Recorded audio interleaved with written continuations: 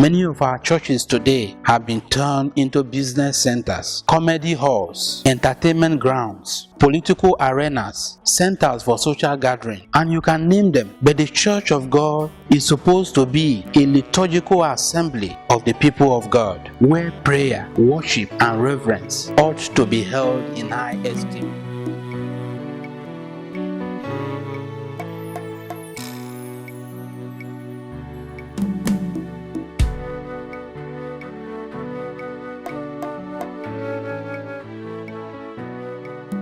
Good morning, my dearest friends, and welcome to this Sunday's reflection. Today is the third Sunday of Lent, and the theme for our reflection today is "Go and rebuild my church."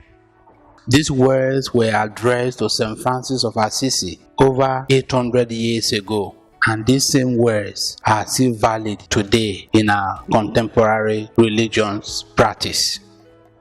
Jesus called St. Francis to be his instrument in reforming the church. My dearest friends, in the Gospel of today, from the Gospel of St. John, chapter 2, from verse 13 to 25, the story of Jesus' cleansing of the temple is related to us.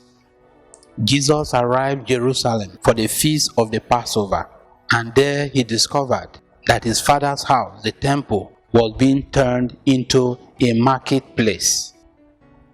What was the situation before Jesus arrived at the temple?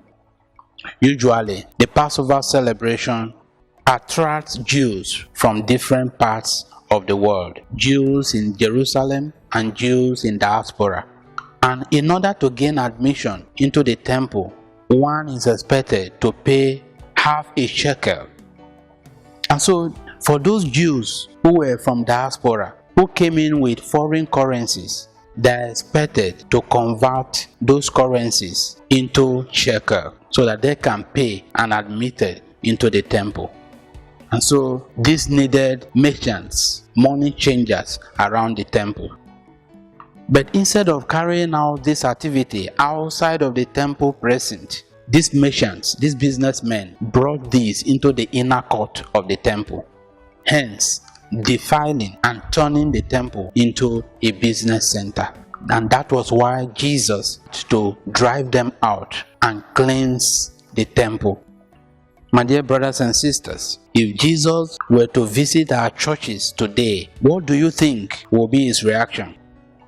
Many of our churches today have been turned into business centers, comedy halls, entertainment grounds, political arenas, centers for social gathering, and you can name them. But the Church of God is supposed to be a liturgical assembly of the people of God, where prayer, worship, and reverence ought to be held in high esteem. But today, the opposite is the case. Hence, there is need for cleansing, the same way Jesus did in the temple of Jerusalem. There was need during the time of St. Francis of Assisi, about 830 years ago, and St. Francis became an instrument of reform in the church. Today, the Lord also wants a reform in the church, and the reform begins with you and with me. St. Francis did this by beginning with his personal life. He went through conversion. He reformed himself. He allowed himself to be purified by the Lord. And through that, he was able to attract followers who became instrumental to the reform of the church at his time. Today, you and I need to offer ourselves to Jesus to purify us, to reform us, so that we can become instruments of reforming the church.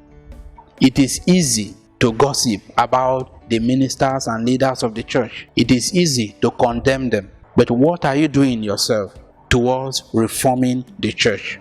And so, my brothers and sisters, the liturgy of the word today, especially the first reading, gives us a guide on how to begin. The first reading from the book of Exodus, chapter 20, from verse 1 to 17, reminds us of the 10 Commandments.